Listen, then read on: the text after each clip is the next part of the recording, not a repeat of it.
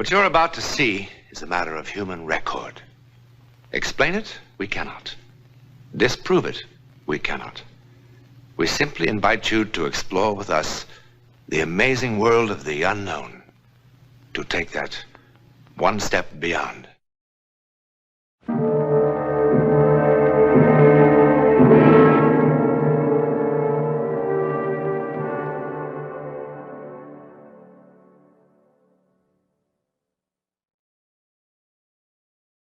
Like, thousands of other couples in Manhattan, Jim and Betty Hennessy are giving a cocktail party.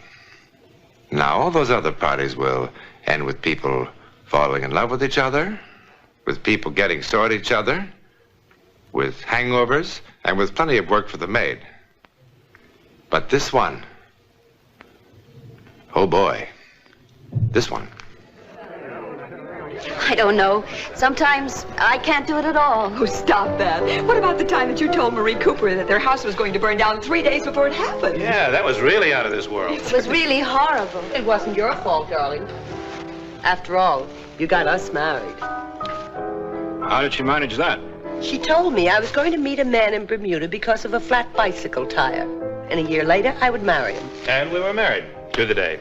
How come you could fix a bicycle tire? In the Army, you couldn't clean your rifle. I still can. Oh, well, now, come on, it's not that bad. Oh, he's very handy.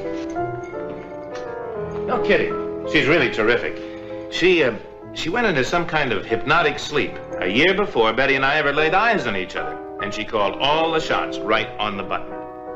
Sure she did. You don't believe it, huh? Well, I believe she saved lots of cocktail parties. Look, next time you're in Chicago, remind me to take you on State Street to a little old woman. She's got a genuine African monkey paw. All she does is touch it, and the whole future lights up. Now, she told me I'd be the next governor of Illinois. Oh, you'd love her. Okay, buddy.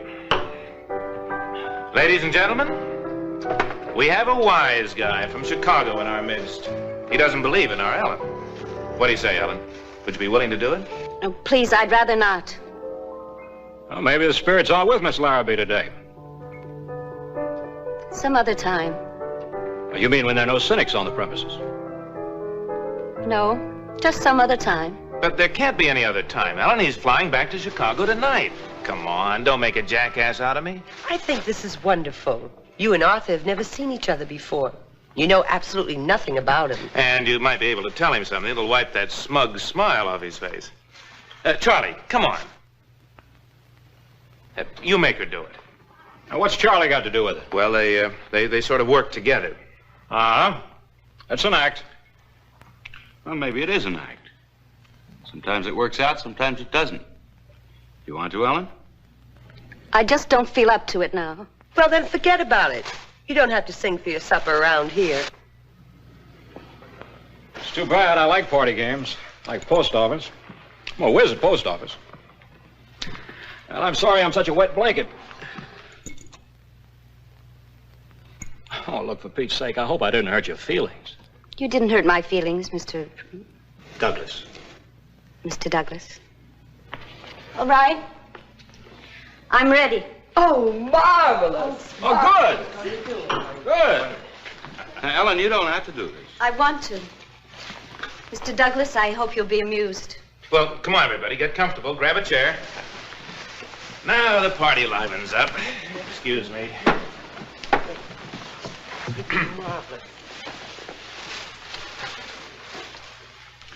All right, Ellen, now close your eyes. Now relax. Relax completely. Now you're sinking. Down, down, down. You're floating. The mind is free in space. World's far away. Far away. You feel wonderful. Light and wonderful. Wonderful. Wonderful. Wonderful. Now, where are you, Ellen? Moving. Moving. Do you see anything? Nothing. Nothing. Oh. He doesn't notice them. Notice what? They're not his anyway. What's not his, Ellen? The keys.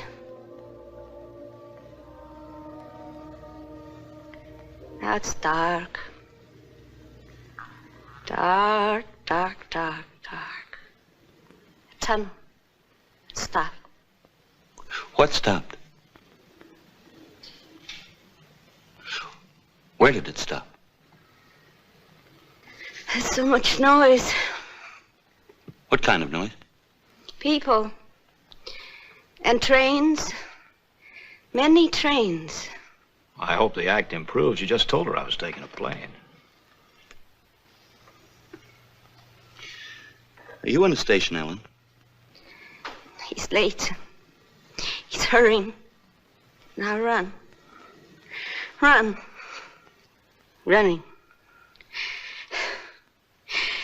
He's running. Where's he running? 102, B. 102? B. Compartment B. Car 102. Shouldn't someone tell her I'm flying? They shouldn't. They're making him go.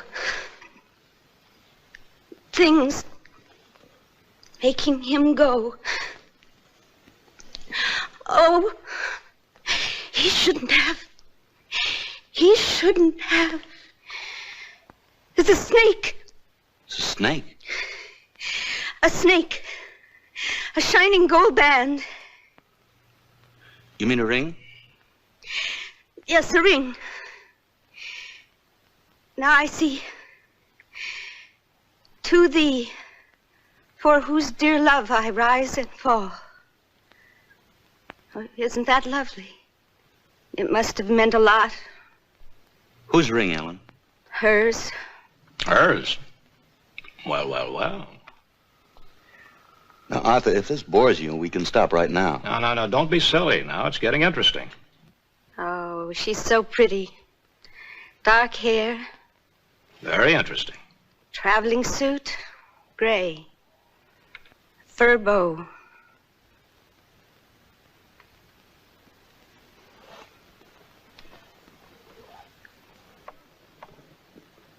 He's nervous.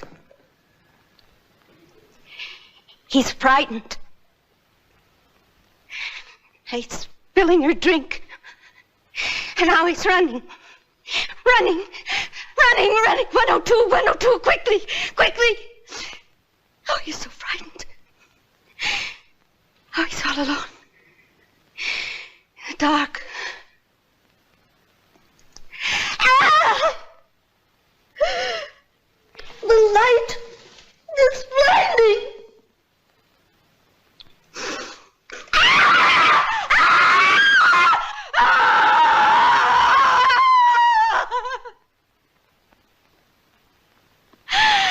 She's standing in front of him with a knife. With a knife. With a knife. Ellen. Ellen! You're all right, darling. You're all right now. Well, nothing like this ever happened before, Arthur. I'm sorry. Guess it was a lousy idea. What did I say?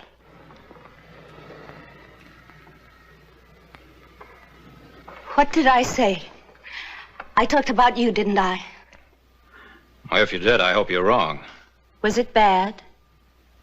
Bad? Oh, I'm going to be rich as a Maharaja, live to be 150, and fall in love with an international beauty. Look, thanks for the most exciting cocktail party I've been to in years. I wouldn't have missed it for the world. Goodbye. Goodbye, all. Bye. I'm afraid this wasn't a barrel of laughs. Well, have a good trip, Arthur. Thank you. I'm glad you're going by plane. You know something? You really married a spook. But she's good looking. So long, Arthur. All right, bye-bye. I'll see you soon.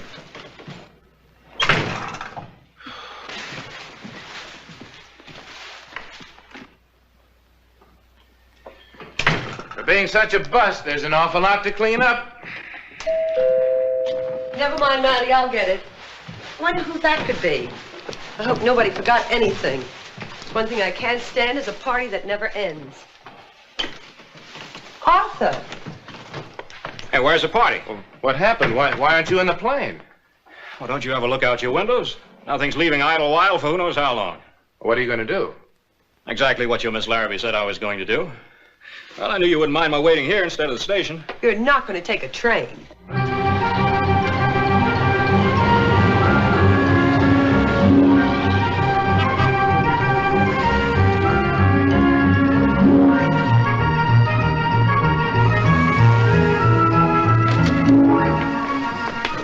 One bag, Chicago special. I'm sorry about the traffic, sir, but New York City, when we have fog... All right, give it change. Thank you, sir. Gee, I'm sorry. All right, that's all right. Hey, mister! Okay, what? Mister! You dropped your keys, sir. Oh, they aren't mine. Okay. The keys. They're not his anyway. Going right out, sir.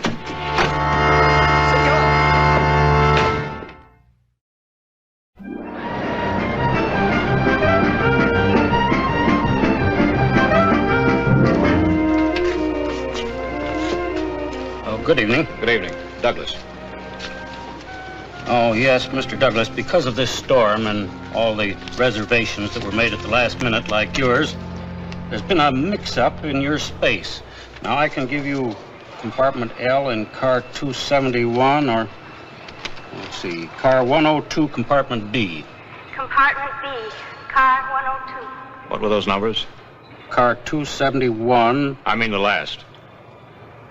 Compartment B, car 102. Well, I'll take the other one.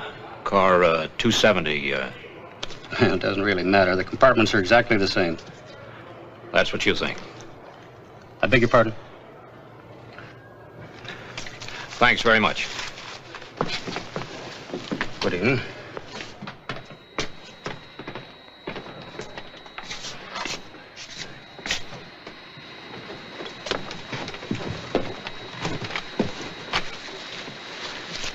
There you go.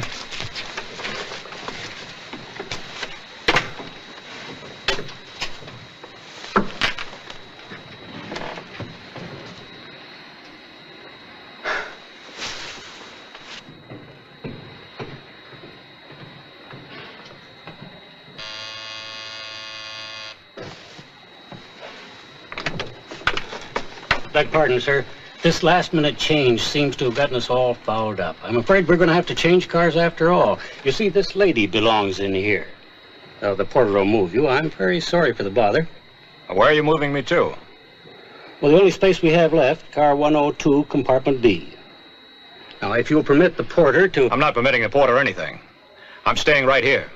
Oh, but Mr. Douglas... Look, why don't you put the lady in the other compartment? Well, you yourself said they were the same. Not quite, Mr. Douglas. You see, at 6:12 tomorrow morning, we lose car 102 at Dayton. That means that its passengers will ride in the club car the rest of the way to Chicago. And since this lady has had this space reserved for so long, it hardly seems fair that she should be the one who's inconvenienced. Well, I'm not moving. Look, rather than cause all this fuss, I'll take the other compartment. No. Just a moment. Mr. Douglas, as the conductor of this train, I'm responsible for the comfort of the passengers. Now, this lady purchased this space some weeks ago, and she's not going to be inconvenienced because of a clerical error, and I must say a most uncooperative man. Look, I've got to get to Chicago. Car 102 will take you there quite nicely. And if that compartment is not acceptable to you, I must ask you to leave the train. All right. All right, let's change. Thank you, Mr. Douglas. Think nothing of it. I'm sorry about all this bother. All right.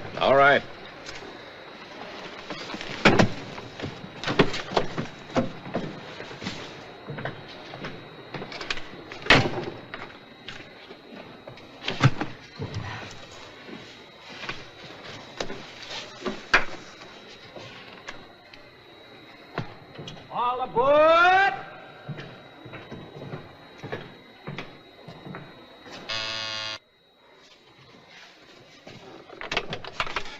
Yes? All right, excuse me. I believe I left my hat in here. Oh. Thank you. I shouldn't have made all the fuss about the compartment. Oh, that's all right. Nobody likes to be shuttled about. Yes? I did apologize about getting annoyed, didn't I? Yes, you did. I'm sorry. The two cheapest words in the language. When a fellow says I'm sorry and offers to buy you a drink, that really means something. What do you say? Oh, thank you. Maybe if you're in the club car later, I'll see you there, but first I must change. Oh, you look fine the way you are. I'm glad you approve. I do. I'll be waiting for you.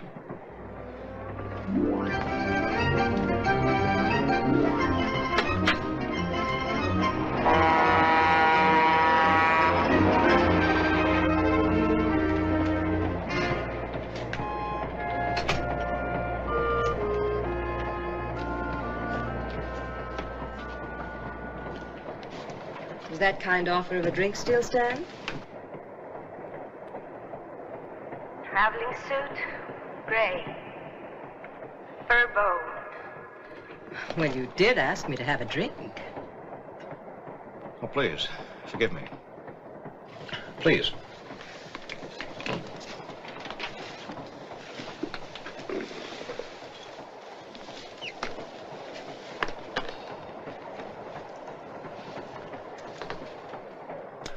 What'll you have? Scotch and soda, if I may. Scotch and soda. Oh, she's so pretty. Dark hair. Is something wrong? I don't know.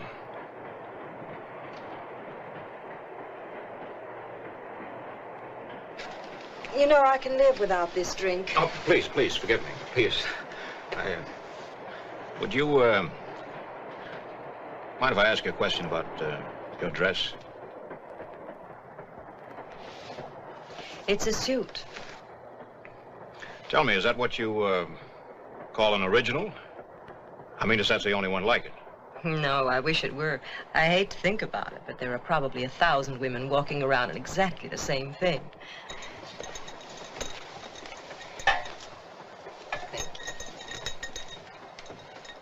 Here's to the man in compartment B. Live in Chicago? Not exactly in Chicago. Evanston. Have friends in New York? A few, not many. Tell me, by some wild chance, you happen to know Ellen Larrabee? No, I don't think so. Thank you. You're sure? Quite sure. Now, she's small, brown hair, and her eyes are sort of... I really don't know Ellen Larrabee. Well, I'm glad. What? You want to hear something really crazy? I went to a cocktail party this afternoon. A perfectly normal cocktail party. And there was this completely average-looking woman there, this Ellen Larrabee. Now, look, I'm the most practical guy in the world. I believe 2 and 2 are 4, period. But this Ellen Larrabee told me that I was...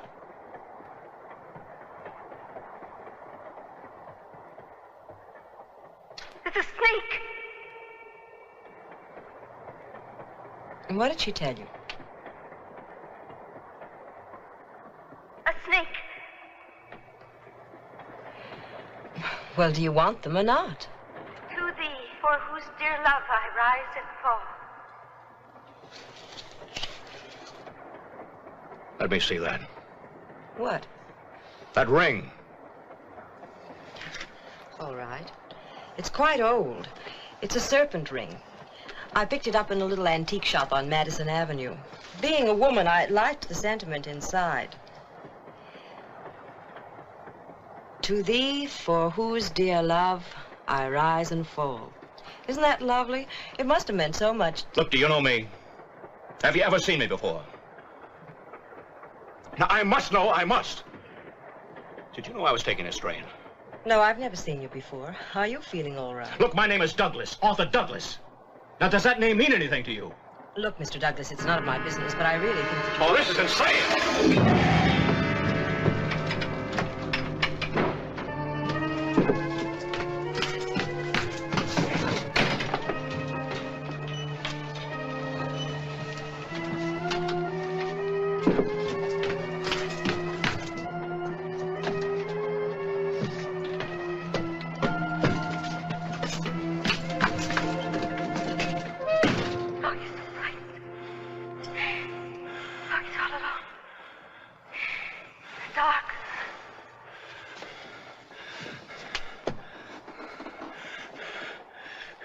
What is this? What is this?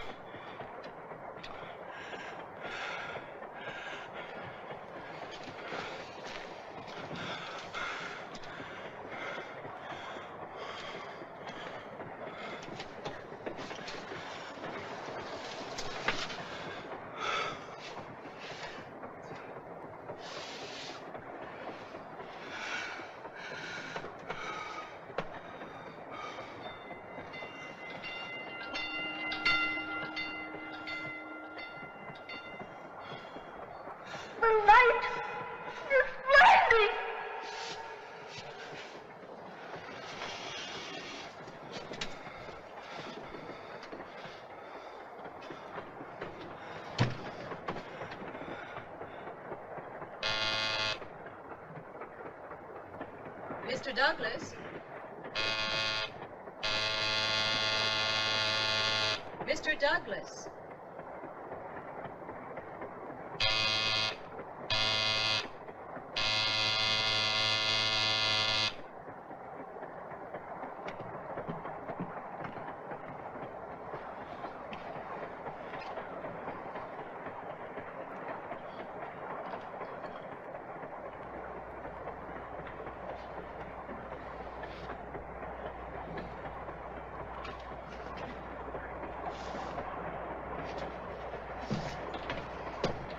Mr. Douglas. Mr. Douglas.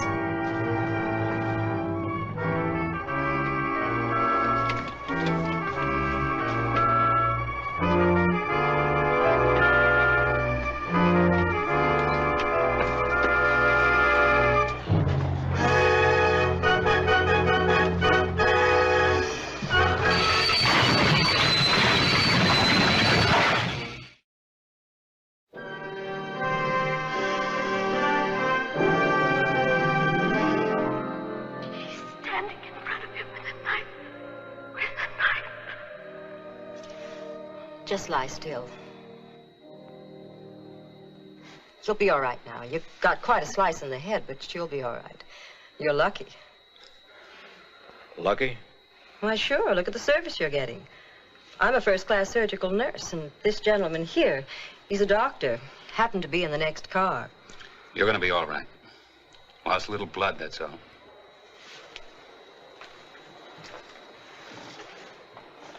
Whatever made you pull that emergency cord? They'll probably give you a medal. Medal? If you hadn't pulled that cord, Lord knows how many people would be dead instead of just shaken up. What are you talking about? I'm talking about the freight train that was stalled on the track 100 yards ahead of us. The signal system failed. We stopped about 6 yards from the caboose. But how did you know that the train was there? I mean, you couldn't possibly have known. No one could have known. No one? Ellen Larrabee knew. How? Well, there are a lot of theories. Precognition, clairvoyance. Some people might even call it a happy coincidence. But does that explain it? I mean, really explain it. To whom it happened, we know. Where it happened, we know. How or why it happened. In a moment, something else to wonder about.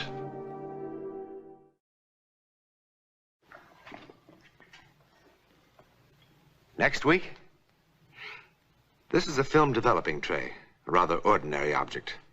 But next week, when we take that one step beyond, this commonplace item from a photographer's darkroom will play quite a part in a bizarre story of the unknown world. I think you'll be shocked by what develops.